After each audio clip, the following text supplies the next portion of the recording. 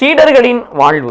இயேசு கிறிஸ்துவுக்குள் பிரியமான என் சகோதர சகோதரிகளை நிறுவன நெஞ்சரிக்கை இயேசுவின் நாமத்தில் நான் உங்களை அன்போடு அழைக்கிறேன். சீடர்களின் வாழ்வு.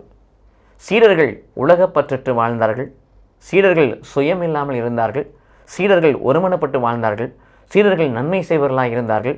சீடர்கள் துன்பத்தை தாங்கிக் கொண்டார்கள். சீடர்கள் சாவை கண்டு அஞ்சவில்லை. சீடர்கள் கனி கொடுப்பவர்களாக இருந்தார்கள். சீடர்கள் ஒருவரை அன்பு செய்வர்களாக இருந்தார்கள். சீடர்கள் மனத்தாட்சியுள்ளவர்களாக இருந்தார்கள்.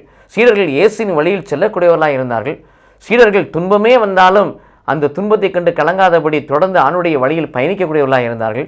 சீடர்கள் கடைபிடித்து ஆணுடைய போதிக்கக்கூடியவர்களாக இருந்தார்கள். இத்தகைய சீடத்துவ வாழ்வு உங்களுக்குள் எனக்குள் இருக்க வேண்டும். வழிபாட்டுடன் உங்கள் வாழ்க்கை நின்று விடுகிறது. வழிபாட்டுக்கு பிறகு வாழ்க்கையிலே கிறிஸ்துவினுடைய படிப்பினைகளை வெளிப்படுத்துவதே இல்லை. மாறாக நாம் பக்தர்களாக இல்லாதபடி சீடர்களாய் மாறி சீடர்களுக்குரிய இந்த குணாதிசயங்களை நமதாக்கிக் கொள்வோம். கடவுள் நம்மை ஆசீர்வதிப்பாராக. ஆமென்.